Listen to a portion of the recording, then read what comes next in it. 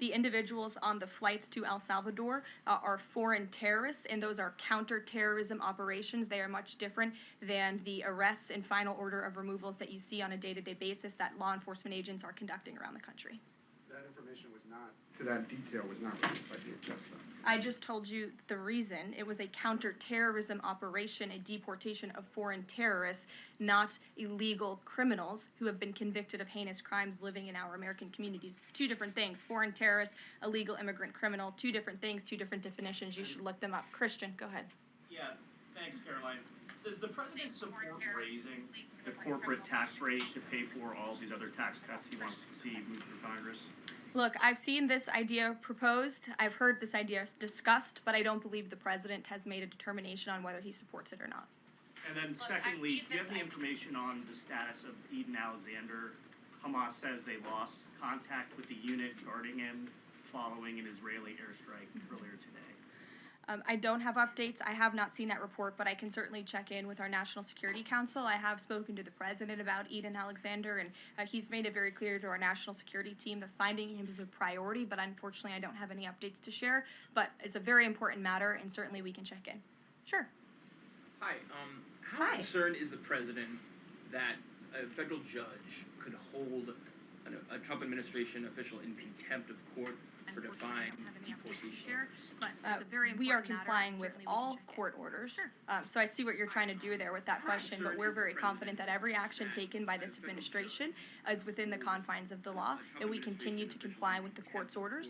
And you have seen that, and the president made that clear yesterday in the Oval Office with President Bukele. So I see what you're trying to do there with that question. Sure. But we're very confident that every action taken by this administration. Going back to El Salvador, could you just explain to us a little bit more about the legal basis on which you may be able to send U.S. citizens to prison there? I know you said President Trump is U.S. citizens. Can you explain to us a little bit more about how that? I know you said President Trump is. We're looking at it, and when I have more for you to share, I certainly will. How that might be possible. Sure. We're looking at it, and when I have more for you to share, I certainly will. Questions. Yesterday in the Oval Office, administration officials made it very clear that El Salvador is responsible for administration officials made it very clear that El Salvador is responsible. We're not going to do anything with Garcia. So my question El Salvador's president said we're not going to do anything with him. So my question is who is responsible? First of all, President Bukele said that he is not going to smuggle a foreign terrorist back into the United States of America, as many in this room in the Democrat Party seemingly want him to do.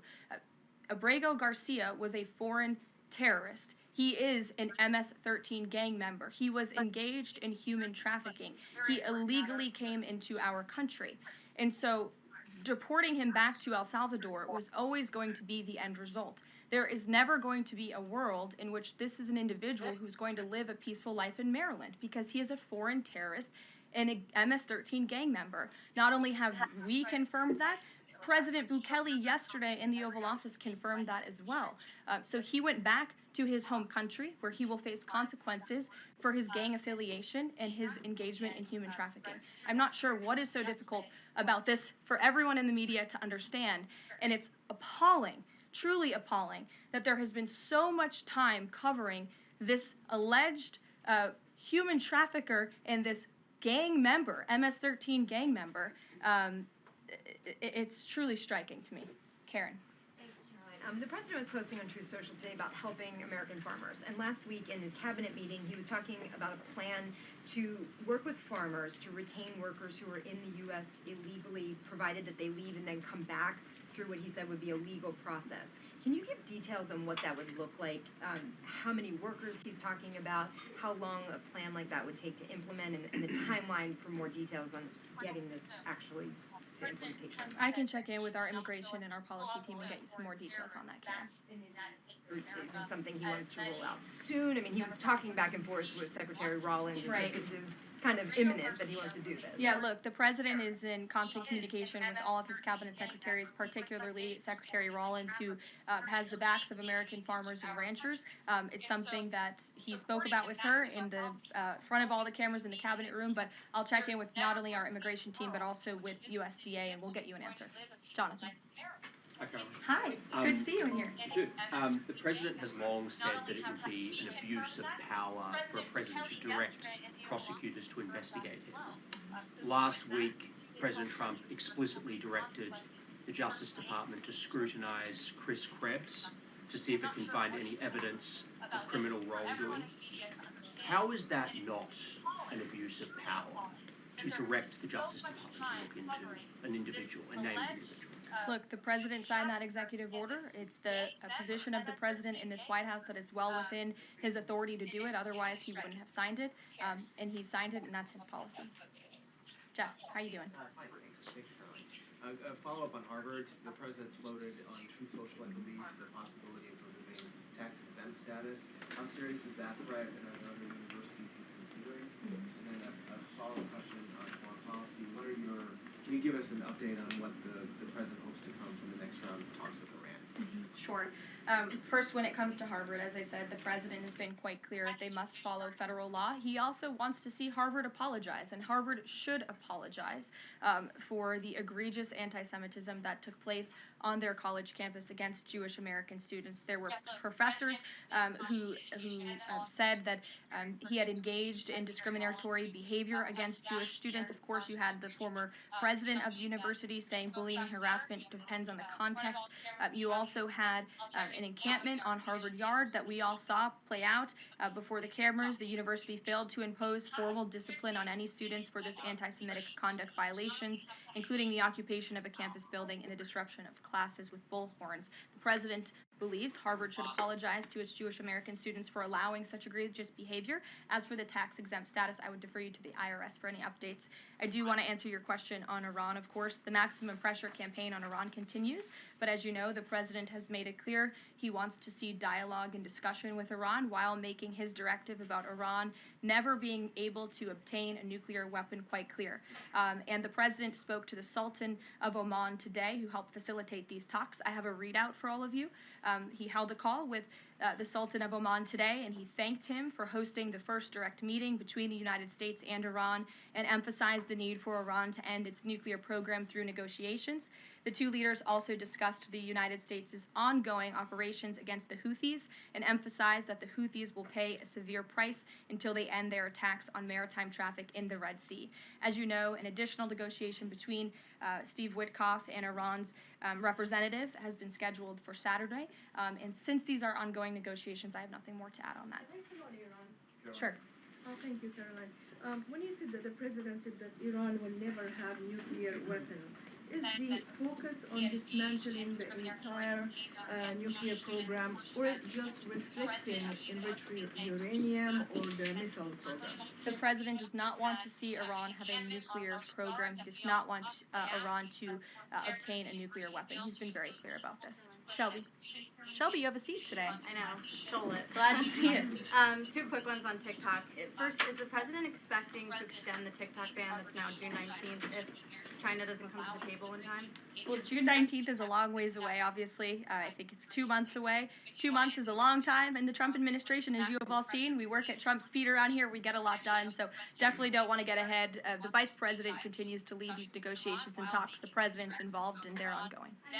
The president previously said he'd consider reducing tariffs on China in order to get a TikTok deal done. Is that option still on the table? Look, the president has made his position on China quite clear, although I do have an additional statement that he just shared with me in the Oval Office. The ball is in China's court. China needs to make a deal with us. We don't have to make a deal with them. There's no difference between China and any other country except they are much larger. And China wants what we have, what every country wants, what we have, the American consumer. Or to put it another way, they need our money. So the president, again, has made it quite clear that he's open to a deal with China, but China needs to make a deal with the United States of America. Sure. On tariffs, yesterday in the Oval Office... Which outlet are you with? The Canadian Public Broadcasting. Oh, nice to see you. Thank you. Yesterday in the Oval Office, President Trump suggested that there could be some help for automakers. I'm wondering what that looks like. Is it tariff relief on the 25% tariffs that are in place right now, or the new tariffs that are coming up in May on auto parts? And a second on Canada, if I may. President Trump's tone when it comes to Canada-U.S. relations, Canadians have noticed it's shifted a bit in the past few weeks. Ever since the election campaign started, he stopped talking about Canada becoming the 51st state, at least publicly. I'm wondering if that's on purpose and why. I would reject the president's position on Canada has shifted. Perhaps he just hasn't been asked about Canada by questions from this group in the Oval Office when they see him almost every day, but the president still maintains his position on Canada. The United States has been subsidizing Canada's national defense, and he believes that Canadians would benefit greatly from becoming the 51st state of the United States of America. As for autos and auto parts, I don't have anything to read out for you there, but I think the point the president was making is flexibility, and he has flexibility when it comes to negotiations and talks, but ultimately his goal in his fair trade deals that he is pursuing with many countries around the world is to put the American worker first. And we had automakers and auto workers here at the White House on Liberation Day who believe in this president and his negotiating ability to put them first and to bring those jobs back to the United States of America. And the president's been very clear about that in his conversations with the automakers as well. Deanna, go ahead. Thanks, Karoline. One on Ukraine and one on China. On Ukraine, this past weekend, Zelensky offered an invitation to President Trump, extending an offer for him to visit Ukraine. Just wondering if there's any update on that. Has Trump seen that offer and what he's thinking about?